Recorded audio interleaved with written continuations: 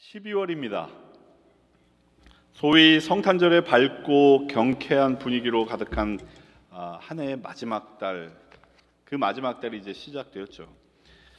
벌써부터 라디오와 방송에서는 크리스마스 캐롤이 흥겹게 흘러나오고 있고요. 또 각 가정들은 그동안 꽁꽁 싸매어 두었던 성탄 장식물과 또 조명들을 꺼내서 설치하기 시작했습니다.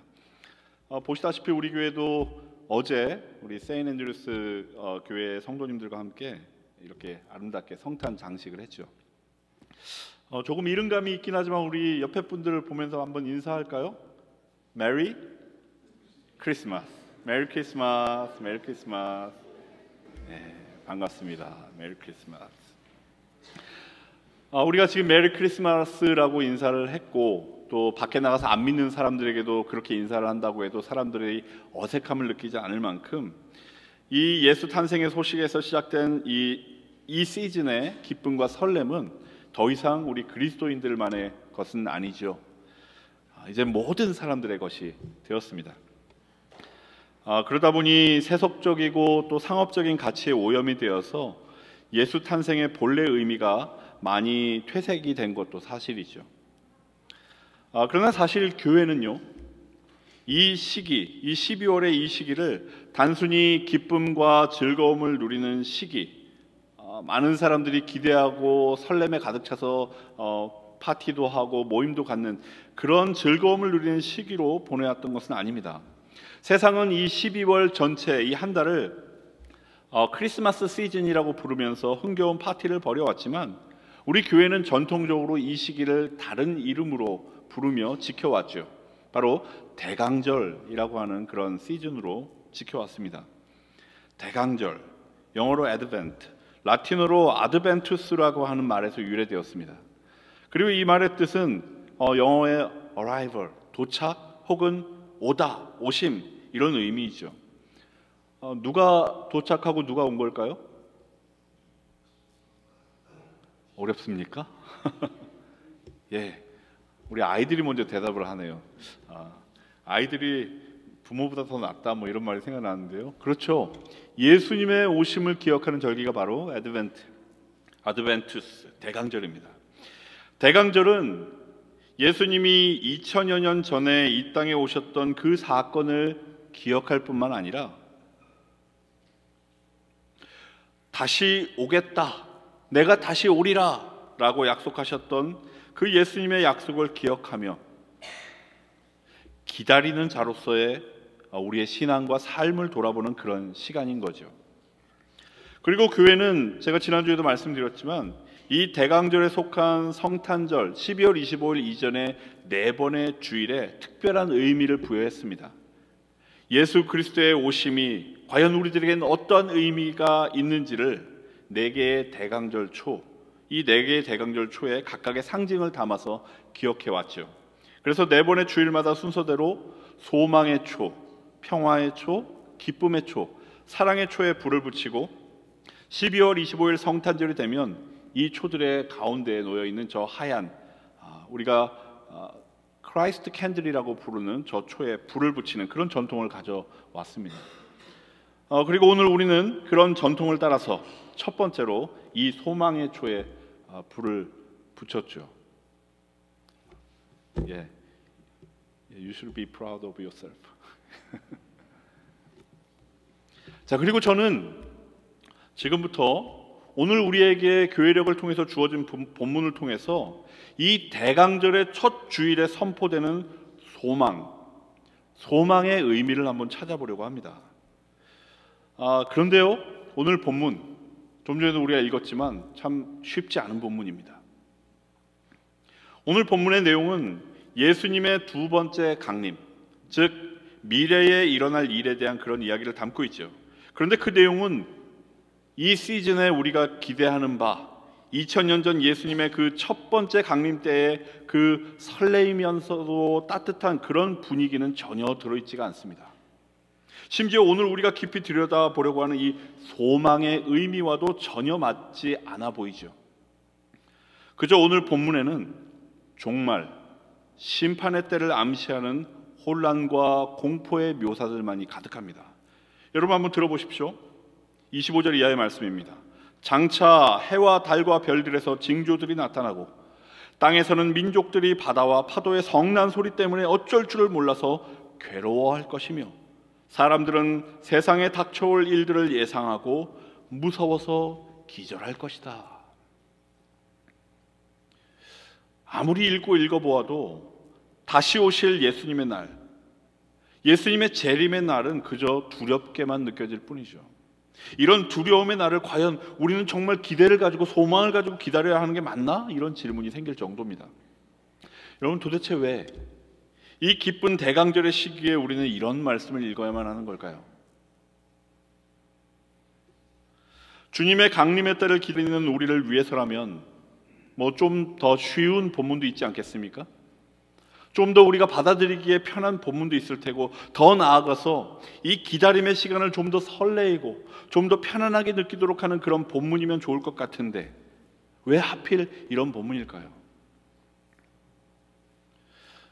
그러나 우리의 교회 전통이 대강절의 절기를 맞아서 오늘의 본문을 굳이 찾아서 함께 읽어왔던 데에는 다 이유가 있습니다. 결론부터 말씀드리자면 대강절은 하나님의 약속은 반드시 성취된다라고 하는 사실을 기억하는 그런 절기이기 때문이죠. 자기 백성을 죄에서 구원하시겠다는 약속을 성취하기 위해서 하나님께서 친히 인간의 몸을 입고 2000여 년 전 이 땅에 오셨던 것처럼 장차 다시 오시겠다고 말씀하신 예수님의 약속 또한 반드시 성취될 것이라고 하는 것을 오늘의 우리는 기억해야 되기 때문입니다. 예수님의 재림이 임할 때 일어날 여러 가지 징조들과 두려운 사건들에 대한 오늘의 말씀, 그것들은 성탄절의 흥겹고 설레는 분위기에 익숙한 우리들에게는 분명 불편하고 어려운 그런 말씀입니다. 그러나 예수님이 들려주신 다시 오실 그날에 대한 말씀은 우리에게 공포와 종말의 두려움과 공포를 주기 위한 것이 아닙니다. 오히려 소망과 격려를 주시기 위한 거죠. 왜냐하면 이 말씀은 다시 오실 주님이 오실 때가 되면 다시 오실 그 주님이 그와 같은 두려운 사건들을 한꺼번에 몰고 오실 것이다 라고 하는 그런 말씀이 아니라, 그런 두렵고 절망적인 사건들이 가득한 그 순간에 주님께서는 우리를 그 가운데 그냥 내버려 두시지 않고 우리를 구원하시기 위해서 오신다고 하는 그런 말씀이기 때문에 그렇죠. 여러분, 다시 한번 25절 이하의 말씀 한번 들어보십시오. 이렇게 기록되어 있습니다. 해와 달과 별들에서 징조들이 나타나고 땅에서는 민족들이 바다와 파도의 성난 소리 때문에 괴로워할 것이다. 사람들은 그때가 되면 세상에 닥쳐올 일들을 예상하고 무서워하며 기절할 것이다. 그러나 그때의 사람들은 인자가 큰 권능과 영광을 띠고 구름을 타고 오는 것을 보게 될 것이다. 그러므로 이런 일들이 일어나기 시작하거든, 이런 무서운 일들이 일어나는 것을 보게 되거든, 이런 일들 때문에 너희 마음이 불안으로 가득 차거든, 오히려 일어서서 너희의 머리를 들어라. 왜냐하면 너희의 구원이 가까워지고 있기 때문이다. 여러분, 오늘 우리는 대강절 첫 주의 본문으로 누가복음만 읽었지만 사실 교회력은 예레미야서 33장 14절 이하에 있는 구약 본문도 우리들에게 들려주고 있습니다. 그 말씀 여러분들에게 한번 잠깐 들려드릴까요? 이렇게 기록이 되어 있습니다. 여호와의 말씀이니라. 보라, 내가 이스라엘 집과 유다 집에 대하여 일러준 선한 말을 성취할 날이 이르리라. 그날 그때에 내가 다윗에게서 한 공의로운 가지가 나게 하리니 그가 이 땅에 정의와 공의를 실행할 것이라. 그날에 유다가 구원을 받겠고 예루살렘이 안전히 살 것이며 이 성은 여호와는 우리의 의라고 하는 이름을 얻게 되리라. 어떻습니까? 이 말씀, 하나님께서 그 백성들에게 약속하셨던 구원과 회복을 이루시겠다라고 하는 그런 예언의 말씀이죠. 그런데 여러분, 이 같은 예레미야의 예언이 선포된 때가 언제인지 아십니까? 하나님의 구원, 하나님의 회복의 약속, 하나님께서 모든 것을 바로잡겠다고 하는 그 말씀이 들려졌던 그 시기가 어떤 때인지 아십니까? 바벨론의 공격으로 예루살렘이 흔적도 없이 파괴가 되고 사람들이 북적거리며 살아가던 많은 지역은 이미 황폐할 대로 황폐해져서 사람은 물론 짐승들도 살 수 없는 그런 상태였습니다. 그리고 이스라엘 백성들은 고향 땅에서 억지로 끌려나와 바벨론으로 포로로 끌려가기 시작했던 때였죠. 심지어 이 같은 희망의 예언, 구원의 예언, 회복의 예언을 전했던 이 예레미야는 지금 감옥에 갇혀있던 그런 상태였습니다. 전쟁의 포화 속에서 무너지고 황폐해진 그런 일상 속에서 절망과 고통만이 가득한 그런 시절이었습니다. 그런데 이런 상황 속에서 하나님은 예레미야를 통해 미래의 회복과 축복에 대한 그런 약속을 주고 계신 거죠. 하나님의 구원의 약속은 하나님이 신실하시기 때문에 반드시 이루어질 것이지만, 지금 이같이 어려운 현실 속에서 들려진 이 회복의 약속, 구원의 약속, 그 약속을 믿고 구원과 회복의 소망 가운데 살아갈 것인지, 아니면 피부로 직접 느껴지고 있는 그 절망과 고통의 상황에 위축이 되어서 벌벌 떨면서 살아갈 것인지는 오직 이 예언의 말씀을 듣고 있는 이스라엘 백성들에게 달려 있었던 거죠. 여러분, 인류 역사를 통틀어서 세상의 종말을 암시하는 징조들은 늘 우리 가까이에 있어 왔습니다. 전쟁과 테러, 기아와 질병, 지진과 쓰나미, 하늘이 흔들리고 땅이 요동하는 일들이 우리 주변에는 참으로 많았습니다. 우리는 그런 일들 속에서 종말의 징조를 읽고 세상의 마지막 때에 대한 불안함을 가지고 그런 불안함을 느끼며 점점 그와 같은 일들이 우리의 삶에 가까이에서 일어나고 있다는 사실에 더 크게 두려워하고 불안해하죠. 세상의 여러 징조나 사건들뿐만이 아닙니다. 우리들 각자가 경험하는 삶도 두려움과 불안의 이유들로 가득 차 있죠. 여러분, 올 한 해를 한번 가만히 돌아보십시오. 우리들 가운데에는 사랑하는 사람을 떠나보내고 그를 마냥 그리워하는 그런 분도 계십니다. 갑작스러운 건강 악화로 가슴을 쓸어내렸던 분들도 계시죠. 원치 않는 사고를 당했던 분도 계시고, 경제적인 문제로 인해서 남들보다 피곤한 하루하루를 보내는 그런 분도 있습니다. 자식들의 문제로 한숨으로 밤을 지새는 분도 계시고, 지금 우울증으로 고통받는 분도 계시고, 그런 문제를 가진 가족들로 인해 날마다 눈물의 기도를 올려드리는 그런 분도 우리 가운데 계시죠. 화려한 성탄의 조명과 흥겹고 기쁜 캐롤로 덮기에는 우리의 삶이라고 하는 것 결코 가볍지 않고 버거우며 불안하고 또 허망합니다. 그런데 바로 이러한 이유들 때문에 우리 교회는 이 12월의 시간을 흥겨운 성탄의 시즌, 크리스마스 시즌이 아닌 주님의 다시 오심을 기다리는 대강절로 지켜왔던 것입니다. 현실에서 도피해서 감각적인 만족과 기쁨에 도취되는 것이 아니라 고통과 아픔으로 가득한 이 현실을 인지하되 그 속에서 그것을 회피하는 것이 아니라, 그것이 두려워서 피하는 것이 아니라 그 속에서 참된 소망, 곧 이 현실을 바로잡고 우리를 구원하고 회복시킬 그 예수님께서 다시 오실 것을 기억하기 위해서 교회는 대강절을 지켜왔죠. 2000여 년 전 그 약속대로 하나님이 이 땅에 오셨던 것처럼 그분은 약속대로 세상의 회복과 구원을 위해 다시 오실 것이라고 하는 것을 우리가 잊지 않기 위해서, 그리고 그 믿음을 가지고 당당하게 두려움 가득한 이 세상을 이기며 살아가기 위해서 교회는 대강절을 지켜왔던 겁니다. 그러므로 오늘 본문이 강조하는 바는 예수님이 다시 오실 때에 있을 여러 가지 징조나 두려운 사건들 그 자체에 있는 것이 아니죠. 혹은 그것을 바라보며 우리가 느끼는 그런 어떤 두려움이나 감정의 요동에 있는 것도 아닙니다. 오히려 오늘 본문은 우리에게 이와 같은, 다음과 같은 사실을 들려주고 있죠. 세상은 두렵고 불안한 일들이 가득할 수 있다. 그러나 걱정하지 말아라. 주님께서는 그런 세상 가운데 너희를 홀로 내버려 두지 않으신다. 이미 주님은 세상을 이기셨다.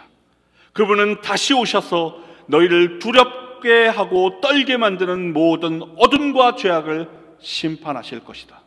그러니 불안과 염려로 가득한 이 세상 속에서 위축되거나 물러서지 말고 담대히 주님을 기다려라. 주께서 오셔서 이 모든 환난과 두려움의 세상에서 너희를 구원하시고 회복시킬 것이다. 여러분, 주님께서 다시 오시기 전까지는 우리가 살아가는 이 세상에는 여전히 두려움과 불안함과 고통과 절망을 주는 일들이 많을 것입니다. 그러나 그런 일들로 가득한 세상을 어떠한 태도로 살아갈 것인가는 철저히 우리들에게 달려있죠. 고통과 절망과 불안의 시대를 살아가고 있기에 두려워하며 위축되어 살아갈 것인가, 아니면 고통과 절망과 불안의 시대를 살아가고 있기에 도리어 하나님의 구원과 위로의 약속을 더욱 굳게 붙들고 살아갈 것인가. 여러분, 오늘 본문의 마지막에서 예수님은 이런 말씀을 하십니다. 그러므로 항상 기도하고 깨어 있으라. 깨어 있으라. 여러분, 이 말씀은 세상을 이기신 주님이 다시 오셔서 우리를 구원하신다고 하는 그 약속을 잊지 말고 기억하라는 말입니다. 삶이 아무리 곤고하고 힘들지라도, 그래서 미래의 희망이 어떤 것도 보이지 않는 것처럼 느껴질지라도 하나님은 신실하셔서 반드시 그 약속을 지키시는 분이니 그 사실을 잊지 않도록 깨어 있으라 라고 하는 그런 말씀이기 때문이죠. 오늘 본문 28절은 우리에게 말합니다. 이런 일들이 일어나기 시작하거든, 두렵고 괴로운 일들이 너희 삶 가운데 있거든, 그것들이 너희들의 마음을 빼앗아가고 너희를 불안함에 떨게 하거든, 일어서서 너희의 머리를 들어라. 일어서서 하늘을 바라보아라.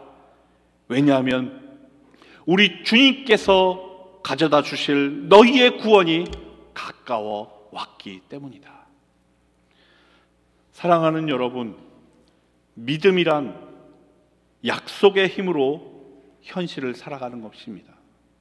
믿음이란 하나님께서 주신 그 약속을 믿음으로 주어진 현실을 살아내는 것입니다.